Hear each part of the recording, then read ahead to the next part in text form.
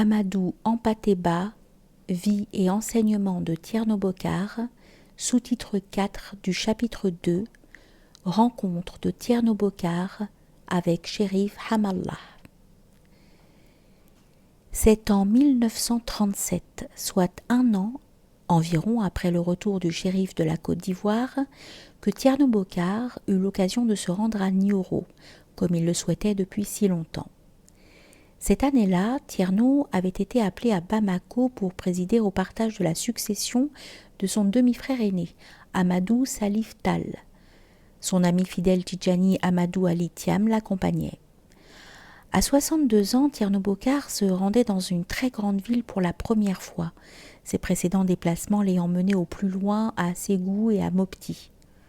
À Bamako, il découvrit les techniques nouvelles. Il connut l'électricité, la voie ferrée, il vit des avions. Il n'en retira que des satisfactions de curiosité et quelques images qu'il sut incorporer avec bonheur dans ses enseignements ultérieurs. Une fois la succession heureusement réglée, Tierno m'appela auprès de lui. Il me déclara « Amadou, il me faut maintenant faire la lumière sur la situation de la Tidjaniya. De Dinguiraye, de Nioro, de Kayes, de Ségou et de Bamako, on me pose sans cesse des questions sur l'orthodoxie des 11 grains au regard de la Tidjaniya. J'ai toujours répondu que je ne pouvais porter un jugement en cette affaire sans avoir vu personnellement le Chérif Hamallah, qui est devenu l'un des maîtres les plus populaires de la voie Tidjani. J'ai donc l'intention de profiter de ce voyage pour me rendre à Nioro. Fort de mon expérience personnelle de fonctionnaire auprès de l'administration française, j'estimais de mon devoir de mettre Tierno en garde sur les conséquences qui pourraient en résulter pour lui. « À tort ou à raison, lui dis-je. Le shérif de Nioro a une fâcheuse réputation auprès de l'administration. Il a été présenté comme un anti-français par d'éminentes personnalités religieuses, dont la parole ne saurait être mise en doute par l'administration qui les considère comme ses alliés. Aujourd'hui, le divorce est consommé. L'intransigeance des tout couleurs d'un côté, l'enthousiasme des marcas et des morts de l'autre ont compliqué le problème. Des querelles totalement étrangères aux questions religieuses se sont surimposées à l'affaire. Les 11 grains sont maintenant reprises non seulement avec les 12 grains de même obédience Tidjani, mais encore avec des membres de la confrérie Qadri. Il vaudrait mieux que tu t'abstiennes, ou que tu demandes à voir le shérif officiellement avec l'accord des autorités. Je ne répugne pas à demander quoi que ce soit, tu le sais, me répondit-il. Mais si l'on savait que je vais à Nioro, toutes les parties de ce procès prendraient je ne sais quelle disposition. Je préfère surprendre tout le monde. Tu risques de récolter bien des ennuis, Tierno, et des ennuis venant de toutes parts. Connais-tu un homme de Dieu qui ait vécu et qui soit mort sans ennui? Trouve-moi plutôt une occasion de partir incognito à Nioro. J'accédai à sa demande et réussis à organiser son voyage comme il me le demandait. Laissant à Bamako son ami Tidjani Amadou Tall, Tidjani Amadou Ali Thiam, Tierno embarqua dans un méchant camion. Pendant 24 heures, il cahota sur une piste qui étire sur 450 km son sillon de sable et de cailloux à travers les épineux. Le camion arriva à Nioro vers 11 heures du matin, 1 heure avant la prière de Dhuhr, prière du milieu du jour. Le jour même, peu après la prière de l'aurore, Chérif Hamallah avait appelé son homme de confiance, Amadou Ould Brahim, le plus instruit de ses élèves, et lui avait dit « Amadou, je recevrai aujourd'hui un étranger. Ce sera ma part dans la succession de l'Hajj Omar. Veillez tous à ce qu'ils ne connaissent pas la nostalgie, c'est-à-dire qu'il n'ait pas à regretter sa propre maison. » Aussi, lorsque Tierno se présenta à la Zaouïa vers 11 heures, Amadou Ould Brahim et d'autres élèves se précipitèrent pour le recevoir. Lorsqu'il eut décliné son nom, Tierno Bokar Salif Tall, Amadou Ould Brahim, reconnaissant un membre de la famille d'El-Hajj Omar, fut au comble de l'étonnement. « Cheikhna, notre maître, nous a annoncé ton arrivée aujourd'hui » s'exclama-t-il. Immédiatement, Amadou Ould Brahim envoya prévenir Shérif Hamallah que l'étranger annoncé par lui était arrivé. Shérif Hamallah n'ayant pas coutume de sortir de sa demeure avant la prière de Dhuhr, on installa Tierno dans une case de la concession. Il fit sa toilette, changea de vêtements, puis ses bagages rangés, vint attendre dans la zaouïa au milieu des élèves. Peu avant l'heure de la prière de Dhuhr, le shérif apparut. Chacun put voir qu'il portait exactement le même vêtement que Tierno, même boubou, même tourtil, qui est un léger boubou de dessous, même bonnet. On eût dit qu'ils étaient le reflet l'un de l'autre. Tierno, comme il me le raconta, en resta sans parole. Shérif Hamallah se précipita vers lui donna la main et sourit. « Eh bien, dit-il, nous sommes habillés de la même façon. » À ce moment, l'appel à la prière retentit. Chacun se disposa en rang derrière le tapis de prière du shérif, qui avait coutume de diriger la prière. Un adepte d'origine chérifienne, Moulay Ismail, était placé au premier rang juste derrière le shérif. Il céda sa place à Tierno et passa lui-même au second rang. Chacun de ceux qui étaient derrière lui se décalèrent également d'un rang. Le shérif vint prendre place. Avant de commencer la prière, il se retourna, vit Tierno derrière lui et, le tirant par un pan de son boubou, le fit venir à sa droite, sur son propre tapis. Moulay Ismail et tous ceux qui s'étaient décalés avancèrent d'un rang et reprirent leur place habituelle. Il ne s'agissait pas là de la part du shérif d'un simple geste de courtoisie. Il entendait par ce geste de grande considération spirituelle imposer Tierno Bokar à ses élèves. Certains d'entre eux, instruits par une dure expérience, voyaient en effet en tout étranger, et particulièrement en un tal, un agent à la solde des tout-couleurs envoyés pour espionner leur chir. Le patronyme de Tierno le rendait tout spécialement suspect à leurs yeux. En faisant prier l'étranger à sa hauteur, le shérif le couvrait en quelque sorte de son manteau. Après la prière rituelle, Shérif Hamallah, comme à son accoutumé, resta 30 minutes à prier à voix basse. Puis il donna sa bénédiction à tous et, se tournant vers Tierno Bokar, il lui dit « J'aurais voulu te loger chez moi, mais tes parents aux couleurs de la ville pourraient s'enfroisser et se sentir gênés s'ils voulaient te rendre visite. Tu logeras donc au sein de la concession, mais dans la demeure de Bouyed Ould Chirsibi. » Il se tourna vers Moulay Ismail, celui qui avait cédé sa place à Tierno. « Moulay Ismail, tu vas te mettre au service de Tierno Bokar pendant tout son séjour chez nous. Ne considère pas ta qualité de shérif et serre-le. » Puis, comme il en avait l'habitude, il rentra dans ses appartements pour n'en sortir qu'à la prière du Asr, celle du milieu de l'après-midi. Une fois Tierno installé chez Bouyed Ould Chirsibi, Moulay Ismail vint se mettre à son service. Il veillait à la satisfaction de tous ses besoins domestiques, lui faisait son thé et lui tenait compagnie. Apparemment, Tierno et le shérif ne se voyaient qu'aux heures de prière. Tierno était là depuis 3 jours quand une nuit Moulay Ismail fut frappé de dysentérie et obligé de sortir plusieurs fois de la case pour se rendre aux toilettes. Comme dans beaucoup de concessions africaines, celle-ci se trouvait en plein air, entourée d'un petit muret. Or, à 3 heures du matin, par-dessus le petit muret, Moulay Ismail vit Tierno Bokar sortir de sa case et se diriger vers la maison de Shérif Hamallah. Sa curiosité éveillée, il voulut voir jusqu'où Tierno irait. Au même moment, il vit apparaître du côté de la maison du shérif un ray de lumière provenant de la torche que le shérif avait coutume de porter sur lui une fois le soir tombé. Le rayon de lumière se rapprocha de Tierno. C'était bien le shérif. Ils se rejoignirent à mi-chemin et commencèrent à parler à voix basse tout en cheminant lentement. Moulay Ismail n'entendait pas ce qu'ils se disaient, mais, cloué par la surprise, il resta là les regarder. Il les vit se diriger à pas lents tout en parlant vers la porte du shérif, puis revenir vers lui, repartir et revenir sans cesse. Il en fut ainsi jusqu'à ce que retentit l'appel à la prière du matin, après quoi chacun rentra chez soi.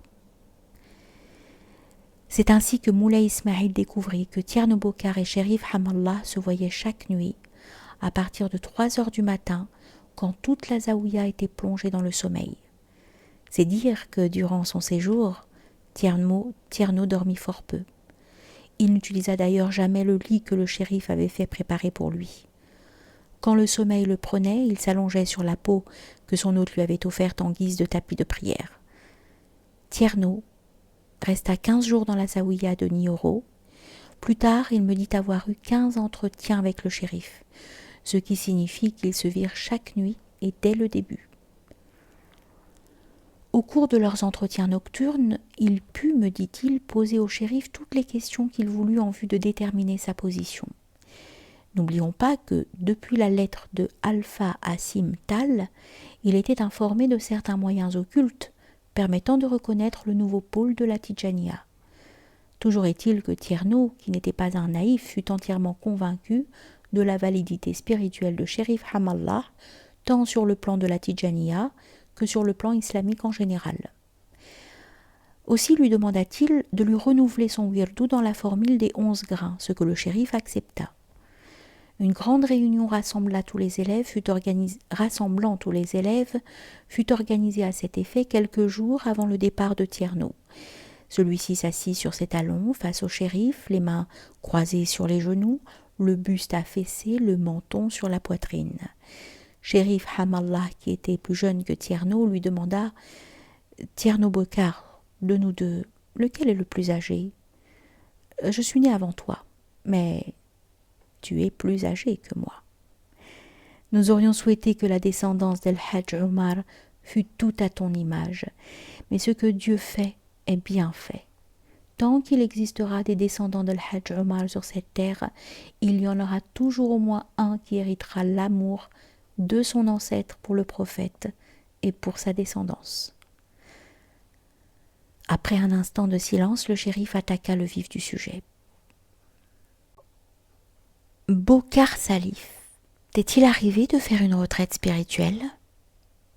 T'est-il arrivé, pour lever une hésitation, de faire l'istikhar ?» Tierno, qui avait jusque-là gardé la même position, se redressa. « Quelle coïncidence, dit-il.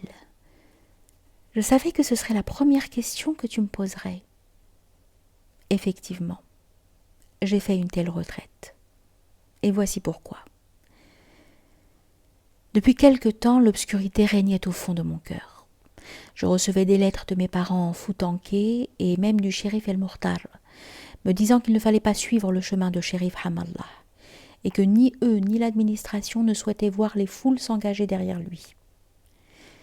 Je lisais ces lettres dans ma zaouïa à certains de mes amis, mais le poids inconnu qui pesait sur ma poitrine s'alourdissait. Mes compatriotes se réjouissaient sans que je connaisse le motif de cette joie. La doctrine Tidjani que j'interrogeais restait muette. Les ulémas tout couleurs que je questionnais lançaient l'anathème contre toi et tes partisans. C'est alors que je décidai de faire l'istikhar pour que Dieu me fasse connaître qui tu étais en réalité. 7 jours après que j'eus terminé l'istikhar, Dieu m'envoya un rêve. Je vis 11 hommes qui marchaient dans une forêt au crépuscule. Et parmi eux, je reconnus le shérif El-Mourtar. Ils étaient tous couverts de bourbouilles et souffraient de fortes démangeaisons. Ils allaient titubant dans le sable, déchirant leurs vêtements, se grattant jusqu'au sang. Je me suis joint à eux et aussitôt j'ai contracté leur mal. Nous arrivâmes sur une éminence et nous aperçûmes au-delà une vaste plaine dans laquelle un étang s'étendait à perte de vue. L'eau de cet étang était blanche comme du lait. « Nous allons nous laver et boire, » dit l'un d'entre nous. Nous pressâmes le pas. Un homme ailé sortit de l'eau. Il étendit les bras et nous dit « Il est interdit d'entrer dans cet étang. Un shérif est parmi nous. Laisse-nous boire. » « Je vous connais tous beaucoup mieux que vous-même, répliqua-t-il. Mais vous n'entrerez pas dans l'étang avant l'arrivée de son propriétaire. » Un vent de tornade se leva qui fit monter de l'horizon un nuage scintillant. De ce nuage s'échappait un chant. Nous reconnûmes la formule du dhikr. La ilaha illallah. Figés de crainte, nous regardions venir sur nous cette étrange nuée.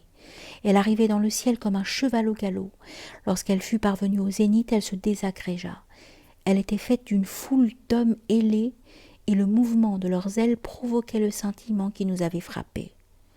Les hommes pénétrèrent dans les tents et s'évanouirent. D'un seul mouvement, les 12 que nous étions se portèrent en avant pour les suivre. Le gardien s'y opposa d'un geste. Une autre rafale devant nous apporta un second nuage d'hommes ailés qui reproduisirent les gestes des premiers. Puis un troisième. Les nuages étaient toujours plus scintillants et les voix qui chantaient la formule sacrée devenaient à chaque renouvellement des nuées toujours plus harmonieuses. Derrière le troisième nuage, un homme à cheval parut. Le cavalier était masqué et il tenait un chapelet dans sa main. À la tête du cheval, El-Hadj Omar tenait la bride. À ces mots, le shérif interrompit Tierno. « Comment as-tu reconnu El-Hadj Omar ?» Tierno répondit. Son nom était inscrit en lettres de feu sur sa poitrine. Le cheval se cabrait dans le vent. El-Hadj Omar s'accrochait à la bride. Une rafale retroussa la crinière du cheval et fit glisser le chèche sur le visage du cavalier. J'atteste devant Dieu que le visage qui m'apparut alors, je m'en aperçois aujourd'hui, était le tien. Le cavalier dit au gardien : « Que veulent ces gens ? Ils veulent boire, répondit-il. Le cavalier descendit de cheval et s'avança vers la mare. Un souffle d'une violence inouïe se leva alors, à côté duquel les rafales précédentes n'étaient que brises légères. Les 12 furent dispersés dans la poussière. L'homme qui avait ton visage prit de l'eau lactée dans les creux de ses mains et m'en aspergea. Ma soif et mes démangeaisons cessèrent. J'entendis une voix qui dominait celle du vent crier à mes oreilles : « Tu boiras et tu te laveras, mais plus tard, pas aujourd'hui. » Je me suis réveillée, brisée par ce rêve. Depuis, j'ai cessé de lire en public et de copier pour les diffuser ces lettres qui te condamnaient et qui avaient ainsi jeté le trouble en mon âme. Ce rêve date de 4 ans. Il est tellement présent à ma mémoire que j'en arrive à douter qu'il s'agisse d'un rêve. Mes tourments ne cessèrent pas cependant du jour au lendemain. L'importance de la décision que je venais de prendre m'apparut au grand jour. J'avais rompu avec les miens. J'en souffrais si fort que 3 jours après la réponse à mon istihara, j'en fis un autre, simple celui-ci. J'eus le bonheur de voir en rêve El-Hadj Omar lui-même qui me rassura. Le désir de te connaître n'avait fait que grandir en moi depuis 4 ans. La mort de mon frère aîné m'a donné l'occasion d'aller à Bamako et aujourd'hui je viens jusqu'à toi. « N'as-tu pas peur de la colère des tiens ?» demanda le shérif à Tierno. « Ils en auront le cœur gonflé. Ils te traiteront comme quelqu'un qui a humilié leur famille. Ils te combattront. »« Vois ma main, » ajouta-t-il. C'est comme si elle contenait une braise rouge et que la main de toute personne que je rencontre soit remplie de poudre. Il suffit que je lui donne le tajdid pour que cela explose. N'as-tu pas peur ? Cela m'est égal, répondit Tierno. 3 fois, le shérif lui posa la même question, et 3 fois, Tierno répondit « Cela m'est égal ». Le shérif se concentra un moment, puis levant le front et se tournant vers les élèves morts qui remplissaient la salle, il dit « Je prends Shir Ahmed Tidjani et vous à témoin. Je donnerai aujourd'hui à Tierno Bokar la clé qui lui permettra d'ouvrir les secrets contenus dans la demeure de Cheikh Tidjani. » Puis prenant les mains de Tierno Bokar dans les siennes, il procéda au tajdid. « Je renouvelle ton wirdo, je renouvelle ton grade de muqaddim, cette fois-ci dans le rite des 11. Une fois de plus, je déclare que le 12 n'est pas une erreur. Tout muqaddim que tu as déjà nommé et qui consentira à te suivre dans le rite des 11, s'il te demande le tajdid, donne-le lui. Je le confirme dans son grade de muqaddim. En revanche, tu ne nommeras pas de nouveau muqaddim. » Tous les élèves s'approchèrent, prirent à tour de rôle la main de Tierno Bokar et lui demandèrent sa bénédiction. Moulay Ismail me raconta plus tard que Shérif Hamallah, parlant un jour de Tierno à ses adeptes, avait dit « Parmi tous les hommes qu'il m'a été donné de rencontrer, Tierno Bokar est l'un de ceux qui ont pénétré le plus profondément les secrets de la Tijaniya contenus dans la Jawahir al-Ma'ani, perle des significations, et dans Al-Rima, les lances, le livre d'Al-Hajj Omar. » Quelques jours avant le départ de Tierno après la prière de Asr, alors que le soleil commençait à perdre de son ardeur, Shérif Hamallah demanda à tous ses élèves de l'accompagner dans la promenade qu'il avait coutume de faire, en dehors de Nioro, pour aller prendre l'air. Il se rendit dans les champs d'arachides qui avoisinent la ville et proposa aux élèves de glaner les fruits restés enfouis dans le sol après la récolte. Quand ils furent parvenus dans un champ, chacun se dispersa pour ramasser les fruits. Le shérif mettait dans le creux de sa main ceux qu'il trouvait. Quand il en eut une poignée pleine, il la tendit à Tierno. « Tiens, lui dit-il, voici une bonne provision. » Ce que, voyant, dès que les élèves avaient réuni une poignée d'arachides, il venait la remettre au shérif qui l'attendait à son tour à Tierno en disant « Ajoute-la aux autres. » Lorsque le pan du boubou de Tierno fut rempli par plusieurs kilos d'arachides, le shérif donna le signal du retour. Selon les grands élèves qui connaissaient la retenue habituelle de leur maître, dont les gestes n'étaient jamais dépourvus de signification, le shérif avait ce jour-là fait montre d'une extrême sympathie envers Tierno. Par la suite, Tierno conserva précieusement ses arachides, n'ayant jamais voulu les partager avec qui que ce soit. La veille du jour fixé pour le départ, le shérif fit apporter des provisions de route. « Je vais vers le pays où l'on trouve du sucre, » dit Tierno. « Garde tes provisions. »« Je tiens à ce que tu emportes un peu de tout ce que je mange, » lui répondit le shérif. Les serviteurs apportèrent des couffins pleins de dattes, des quartiers de viande séchée et une outre pleine de beurre de vache. On apporta 3 kilos de thé, 5 pains de sucre et aussi des pommes venues de la métropole que le shérif appréciait. Le lendemain, à l'aube, quittant le shérif qu'il ne devait jamais revoir, Tierno Bokar Salif montait dans un camion qui devait l'amener au terme de sa première étape à Koniakari dans le Karta de Diombogo. Pour aussi rapide qu'ait été son véhicule, plus rapide encore avait été la nouvelle qui le précédait. Un Tal a trahi la cause des 12.